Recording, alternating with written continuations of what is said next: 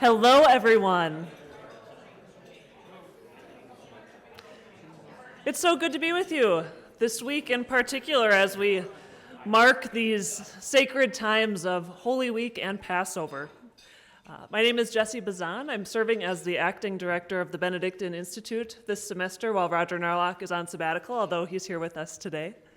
And on behalf of my colleagues, Catherine Rupp and Garrett Miller, a really big welcome and thank you for coming in this especially busy time of the year.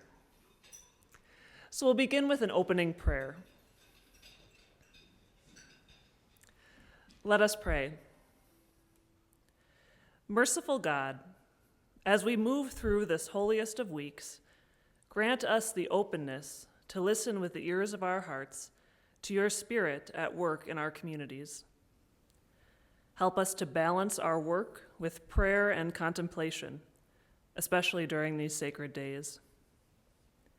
As we celebrate the suffering, death, and resurrection of your Son, continue to nurture and sustain leaders in our community who model the grace, mercy, and love of Jesus Christ. We offer this prayer in your holy name. Amen. Well, it's a thrill and an honor to introduce you to Mary Geller, a leader whose commitment to stewarding our Catholic Benedictine missions makes us stronger every day. Mary serves as the Associate Provost for Student Success at the College of St. Benedict and St. John's University. If you've heard rumblings around these places of creating a sophisticated, inclusive, and compelling experience for students inside and outside of the classroom, Mary is most likely behind that great work. She really works hard to further her hope that all students and staff will experience a sense of deep inclusion and belonging here. Locally, Mary serves on the Women's Fund Board that supports girls, women facing adversity, and elderly women in central Minnesota. And nationally, Mary serves as chair of the Association for Student Affairs at Catholic Colleges and Universities. Mary has dedicated much of her career to Catholic higher education. Just last summer, she celebrated 30 years at CSB and SJU. Really.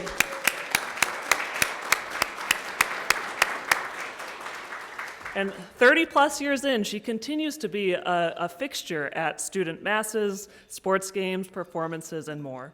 And so I really can think of no one better to share some insights on a Benedictine approach to leadership than Mary Geller.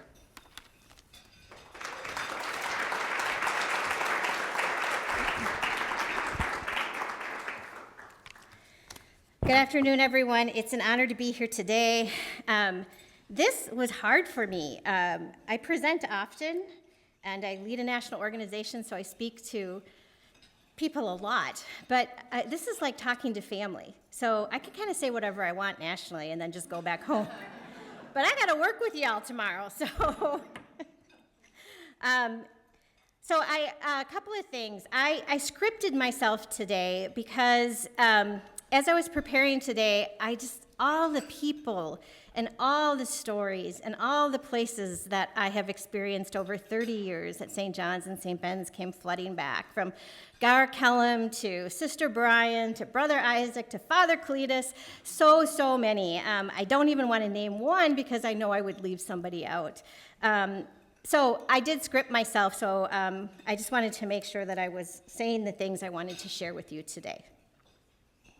So I'm both honored and intimidated by today's presentation. I'm by no means an expert, and there's nothing I hate more than standing in front of a room talking about myself. In fact, I hate being the center of attention so much that I had a very, very small wedding, because the idea of having to walk down the aisle and have everybody stare at you, I'm like, no, that's not what this is all about.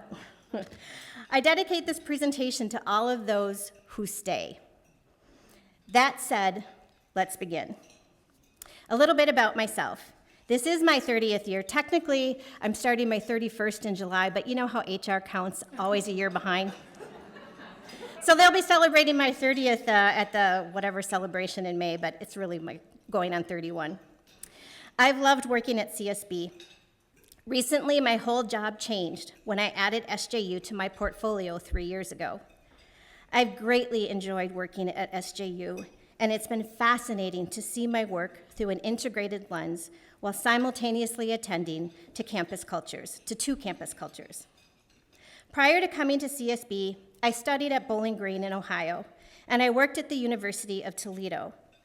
After that, I spent 7 years in the Minnesota University system at Moorhead, and I was actually, the president at Moorhead at the time was vehemently against creating the MinSCU system. So I was actually in pre-integration all those many years ago. And I decided that I didn't want to work for a statewide system. I really liked Moorhead State the way it was. So I began to look, and that's when I found my job here at CSB SJU, only to have to go through integration again all those years later. Go Dragons, by the way.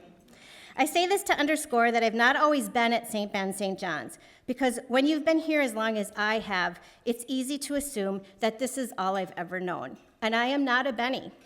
I'm a Katie. All right. As I look back over the years, one of the clearest ways I can mark time here is through the many presidential transitions I've witnessed and offices that I have worked in. This is significant because cabinet members can never assume that they will continue in their role when a new president comes in. A president can bring in their own cabinet and their own people. A president can bring and their own people, sorry. It's crazy unusual for a cabinet-level officer to survive so many different presidential transitions. There is no such thing as tenure for us. Hard work, God's grace, and dumb luck were on my side. And I deeply enjoyed working for almost every one of these presidents.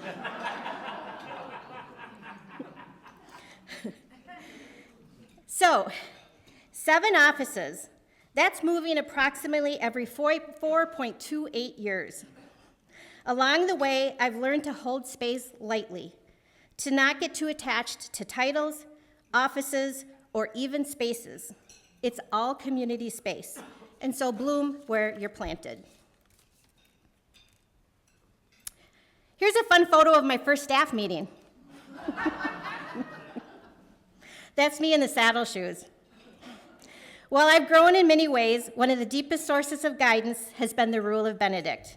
Now that I've shared a bit about my journey, and you can see how old I was when I started here, let's get into it. I share with you this brief review. The Rule of Benedict, written by St. Benedict of Nursia in the 6th century, remains one of the most influential monastic guidelines in Christian history. It provides a framework for monastic life.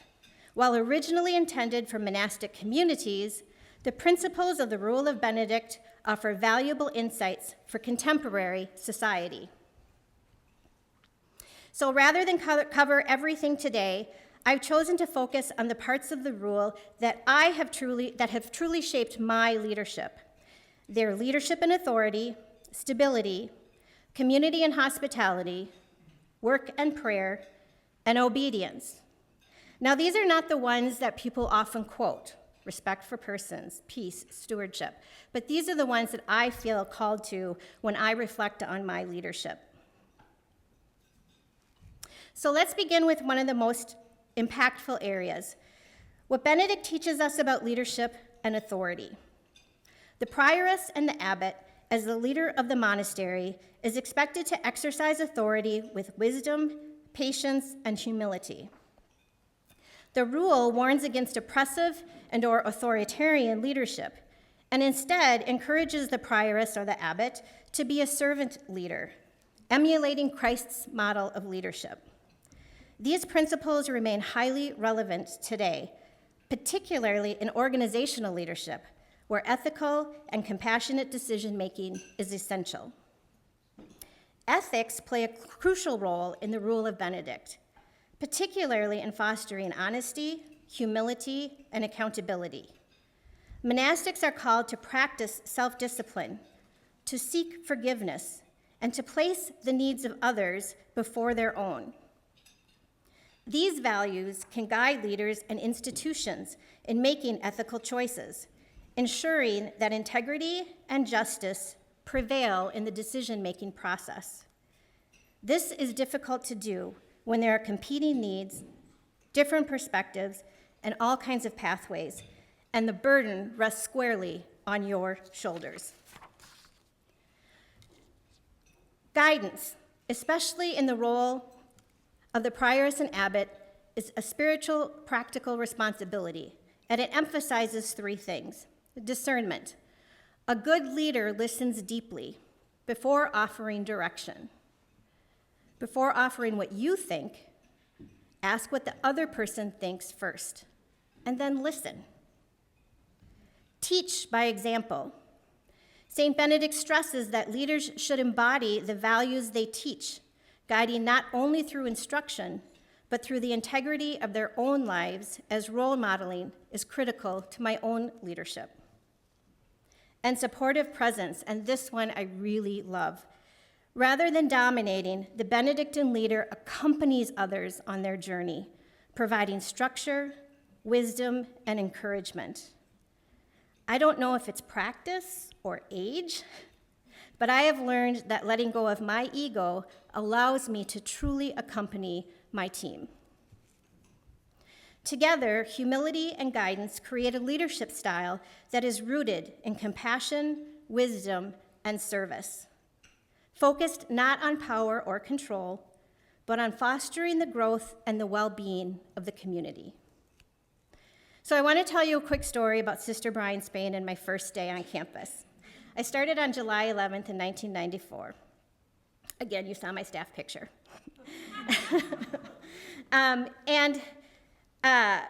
It was a really busy day for Brian because, for those of you who don't know, July 11th is the Feast of St. Benedict. It's a big day for the community.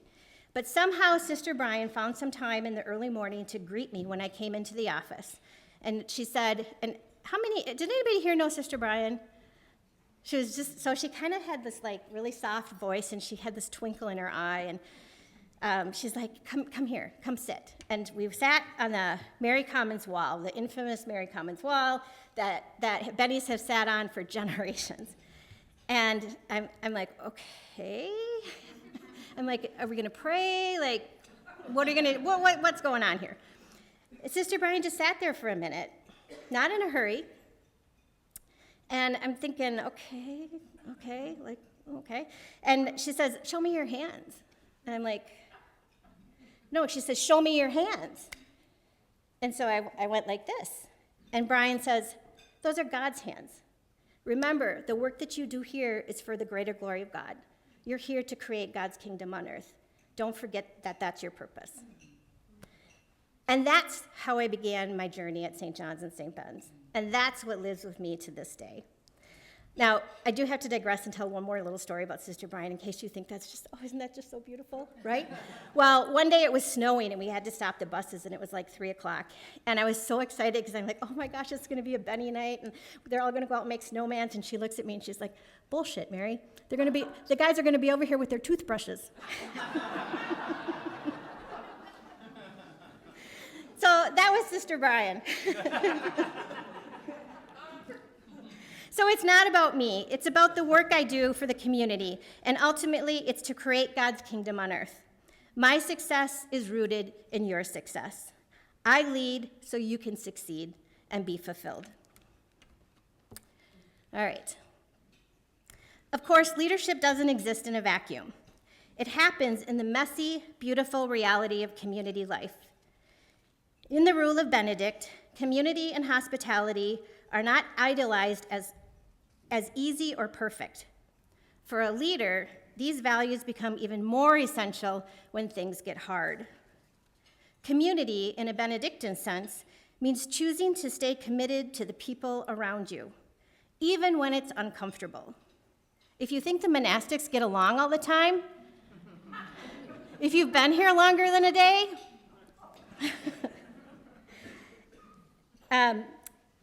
leadership happens in the daily give and take of real relationships with all their tensions, all their misunderstandings, and all their growing pains. A Benedictine leader learns to navigate conflict not by avoiding it, but by staying present and grounded, by listening carefully, by speaking the truth with compassion, and trusting that deeper understanding can come from the struggle. It also means making peace with the fact that you won't always have the answers. But in a healthy community, leadership isn't about being perfect. It's about being trustworthy. It's about being honest. And it's about being willing to walk through hard seasons alongside each other. Hospitality, too, takes a deeper meaning in adversity. It's easy to be welcoming when things are running smoothly. But the true test of hospitality is how we respond when people are difficult, when we're exhausted. Not that that ever happens here, I'm just saying generally speaking. Or when somebody challenges our way of doing things. Benedict reminds us to receive each person as Christ, not just the kind or easy ones, but the ones who push our limits and test our patience and make us mad. For a leader, that doesn't mean becoming a doormat or avoiding boundaries. It means creating a space where people feel safe to show up as they are, even when they're struggling. It's about holding space for grace, while also offering clarity and accountability. Leading with Benedictine values doesn't shield you from adversity, but it shapes how you meet it. With community and hospitality as anchors, you can lead through ongoing challenges with courage and care, knowing that even in the hardest moments, and there have been many of them this last week, are opportunities to deepen trust, to grow together, and to hold fast to what really matters. And that's Brian's God's hands. This is hard. I'm not going to lie. As a leader, I want to believe I am leading this way, and I know I'm not always perceived as such. It's hard to always stay calm when accusations feel uninformed and unjustified. Being a good leader means slowing down, attending to the person and the relationship over the task at hand. It also means recognizing my faults and committing to always trying to do better. At the center of the community life is the idea of stability, stabilitas, something that's become incredibly meaningful to me. Stability in the rule of St. Benedict is more than just staying in place. It's about being rooted, both in a physical community and in the deeper commitment to grow where you're planted.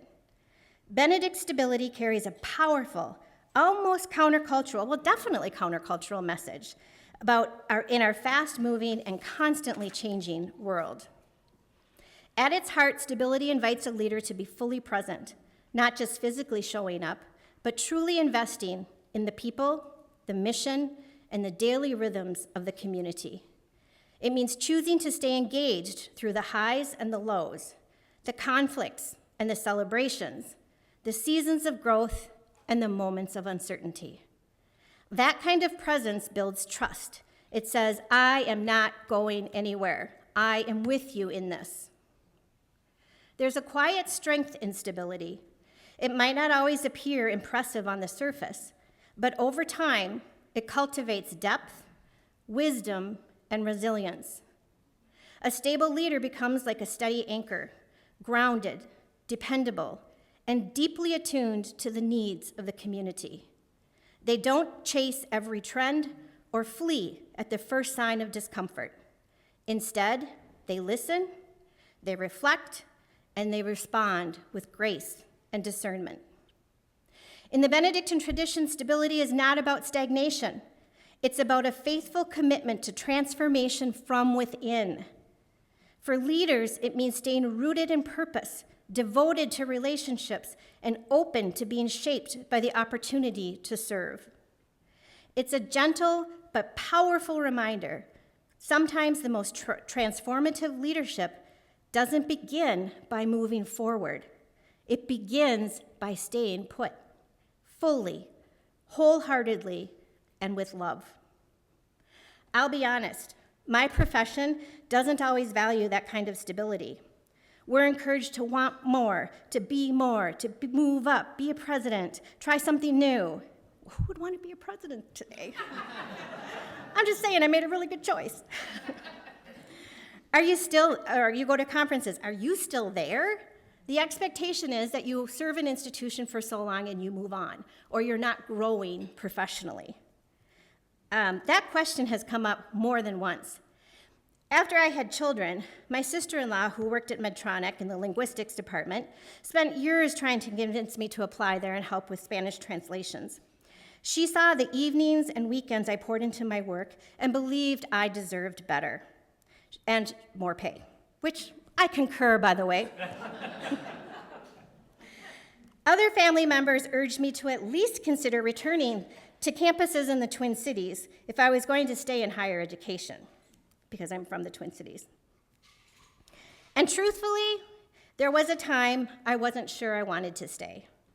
In the upheaval of interim presidents, the uncertainty of strong integration, and the loss of Dr. Hinton, I was flailing.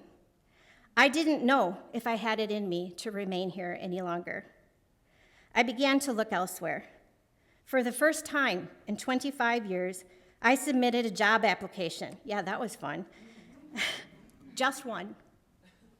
I became a finalist for that role at a liberal arts college on the West Coast.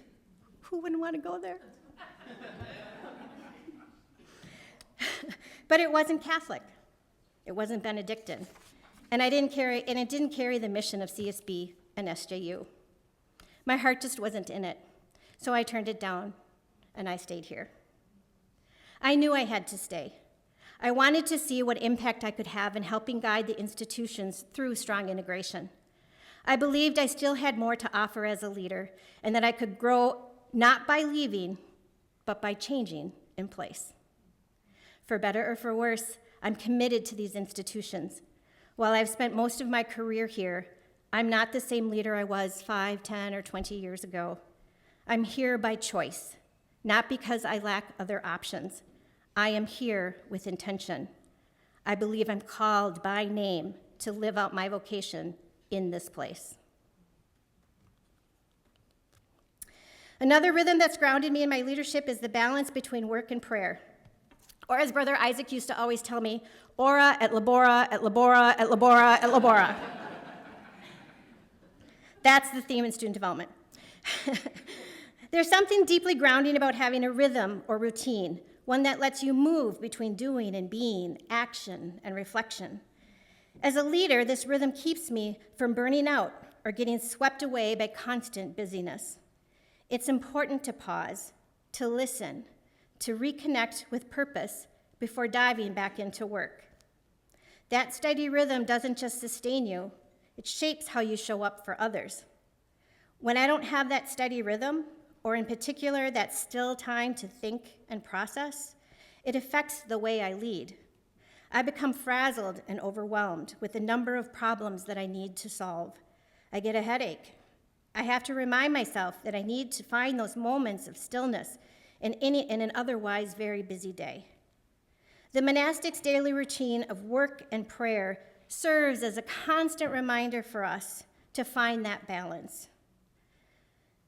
In addition, Benedict calls us to honor the value and dignity of work. Not all work feels glamorous. I don't know if any of our work feels glamorous. But Benedictine leadership reminds us that all work matters. Whether it's answering emails or making hard decisions, the spirit we bring to our work, respect, care, presence, gives it meaning. It also means recognizing the contributions of others with gratitude, knowing that every task plays a role in the life of this community.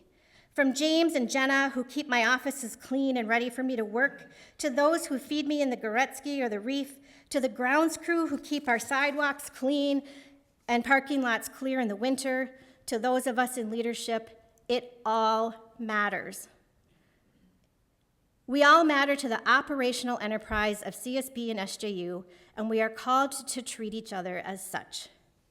When our actions flow from a centered, grounded place, they carry a different energy, calmer, clearer, more compassionate. That stillness doesn't come from stepping away from responsibility, but from weaving moments of quiet into my leadership life. It's how I stay rooted, even when things feel chaotic.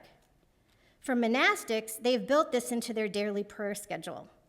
I don't get to go often, but when I do, it very much slows me down, literally allows me to breathe, and helps my inner stillness. If you have not been to midday prayer, I encourage you to go, either at St. John's or St. Ben's. If you are unsure of what to do, they always have someone there ready to welcome guests and show them the ropes. Another way I try to be still is to get up and walk alone, without AirPods. I love the grotto at St. Ben's, and I like to walk to the lake at St. John's because it's a straight path from my office in Sexton. It takes me less than 10 minutes, and I can go and come back really without anybody realizing I've been gone. And I come back with a clearer head and a calmer spirit, most times. And perhaps the most quiet but powerful lesson of all, which I don't think we talk about enough as a Benedictine practice, is obedience. And obedience is not compliance, but it's deep listening. In the rule of St. Benedict, obedience isn't about blindly following orders. It's really about listening with your whole heart. And for a leader, that kind of listening matters now more than ever. Obedience in this context means being open to God, to the people around you, and to the wisdom that can come from unexpected places. It's about not always having to be the one with all the answers, and being willing to pause and say, what are others trying to tell me? What does this moment need from me right now? That kind of leadership takes humility. It means letting go of ego and recognizing that leadership isn't just about making decisions. It's about being in tune with your team and your colleagues. Sometimes that means changing course. Sometimes it means doing the hard thing, even when no one's looking. And sometimes it's as simple as showing up and doing what you say you were going to do. Benedictine obedience also asks leaders to be consistent and grounded, to lead in a way that reflects their values, even when it's tough. It's not about being perfect. It's about being real, honest, and trustworthy. At the core of obedience is about connection. Stay connected to purpose, stay connected to people, and to the deeper why behind it all. And when a leader lives that out, it creates a space where others feel safe to do the same. Here's some sample resources. I just wanted to there's a million things, right? But, the monastics are an incredible resource. So I always encourage everybody to kind of find your monastic and, get to know them and invite them to lunch and, watch their practices, and you'll see the rhythm of their lives. Of course, there's always Mass. Mass for me, the St. Benedict is grounded in the gospel, so I go to Mass and read the daily and do whatever you need to do to pray and find your peace. And then, of course, there's the Liturgy of the Hours, the Rule, of course. I always caution, though, if you're going to read the Rule, make sure that you have, a monastic with you or somebody to interpret it, because please don't take it literally. They don't sleep with knives under their pillows. A good interpretation that we've used for our when we onboard our staff is Joan Chittister's book, Wisdom Distilled from the Daily. It's a very simple and easy to read book that makes the rule accessible for lay people. Education within the Benedictine tradition is on our website. I highly recommend that you take a look at that. If you haven't attended an ABCU conference, do that. The Benedictine Institute events, the monastic magazines. The Hain Museum right now has a wonderful display with lamps burning that I encourage everybody to check out. So there's always lots of resources, and the Benedictine Institute can serve. If you're not sure, ask them. As I reflect on what grounds me most deeply in this work, it's summarized by this quote that I found recently. The Catholic University is called to be a leaven of dialogue and encounter in a world often marked by division and indifference. It must educate minds and hearts, shaping not only professionals, but men and women who are committed to building a more just and humane society. And when I think about how broken our country is right now, why wouldn't you want to work here? We are called in this moment to do this work. I want to offer thanks to so many people who shaped me, especially to the monastics, too many of you to name, here and of blessed memory. Thank you for teaching me and for continuing to teach me how to live a life of meaning and purpose, even when that life runs counter to the culture around us. Thank you for welcoming me in and allowing me to grow alongside you. Grow older, not old. Thank you for sharing your rule, your light, and your love with generations of faculty, staff, and students. I can only hope that we've made you proud by educating our students in these Benedictine practices. So after all these stories, values, and lessons, what I do hope you will take away, that leadership at its best is about being impressive. It's about being present. Leadership is not about being impressive. It's about being present. That leadership at its best, that the rule of St. Benedict isn't some ancient relic. It's a living, breathing guide for how to lead with heart. It reminds us to stay rooted in our values, to care deeply for people around us, and to find a rhythm that lets us both work hard and stay grounded in something greater than ourselves. I've made mistakes, maybe one. My dad used to always say that. I think you've discovered my first and only mistake. I've learned sometimes the hard way. I've had to grow and stretch and be humbled more times than I can count. But through it all, the values of Benedictine leadership have been a steady compass. Be humble, be faithful, listen well, stay rooted, and above all, love your community. If you leave here today with anything, I hope it's this. You don't have to be perfect to be a good leader, but you do have to be intentional. Show up, stay present, and choose again and again to lead as St. Benedict has advised, with compassion, with courage, and with purpose, so that in all things God may be glorified. Thank you.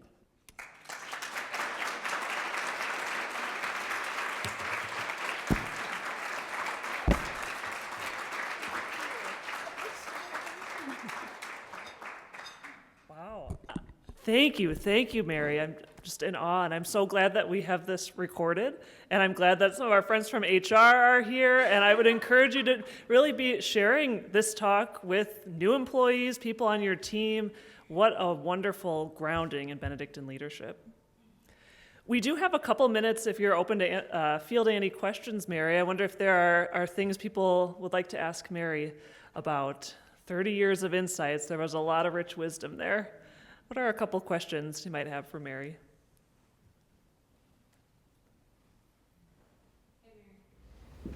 In your 30 years, can you share some insights about changes, if any, can imagine there aren't, in what you've observed with students and what they need from us during your tenure? Oh my goodness. Yes, what changes have I experienced with students during my time here? I think all of us could probably answer that question, but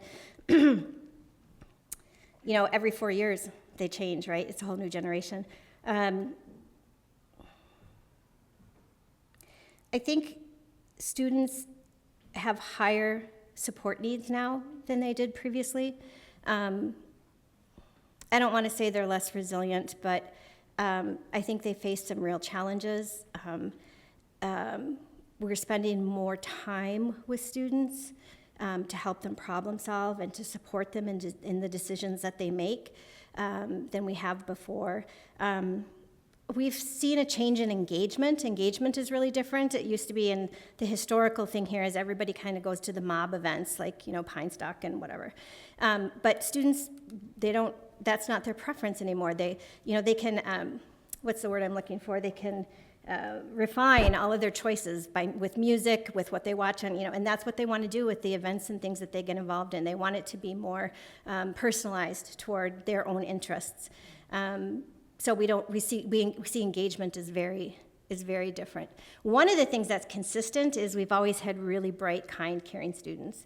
And I think another thing is like that has been consistent is they come in and they're transformed by the Benedictine character of the institutions.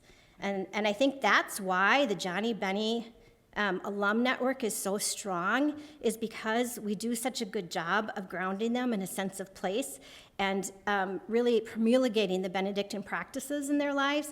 And so when they come back together after years of not seeing one another, a Johnny or a Benny can relate to one another so quickly and so easily, because that's just a constant here. I don't know if that answers your question, but.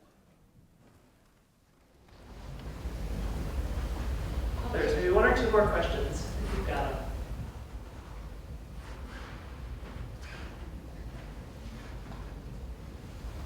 Yeah, Kelly. Mary, just wondering what your thoughts are on how we can maintain the Benedictine traditions and presence as our monastics are getting older, are less likely to be employees of our institutions, but still a treasured presence, and as classes and campus experiences are guided by those of us who are lay people, trying to keep the spirit of what's been here for so long. I'm not worried about it, because if you look at how long the rule has been, and if nothing else today, how modern those lessons still are, they still live, right? So I think part of it is that we as lay people have, working here at St. John's and St. Ben's, have a commitment to learning what that tradition is and to living out those practices. And that will continue forever going forward. I'll give you another example, a practical example. So I lived through the transition of having sisters in residence at St. Ben's to no longer having sisters in residence. The last ones moved out during COVID, right? And I'm looking at the FR program, and we don't have as many monastics lined up to be FRs anymore.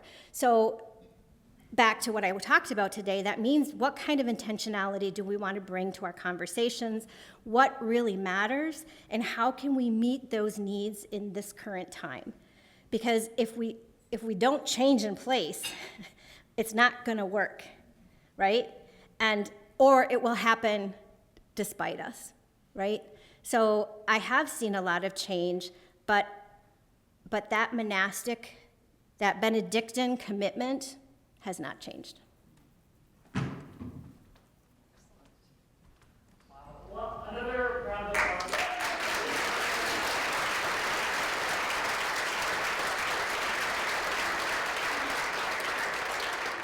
Thank you.